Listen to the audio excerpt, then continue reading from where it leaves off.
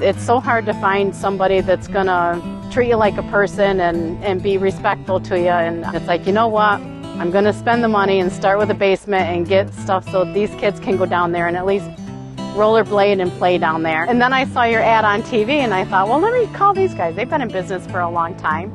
So when I called, I was very pleased with the reception that I got on the phone, right from the phone call.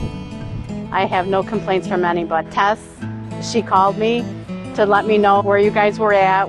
The tentative date was still good if that was good for me. Kevin was excellent. He didn't have a problem with Tony, 13 years old, going down to help him out. Very hard workers you guys got.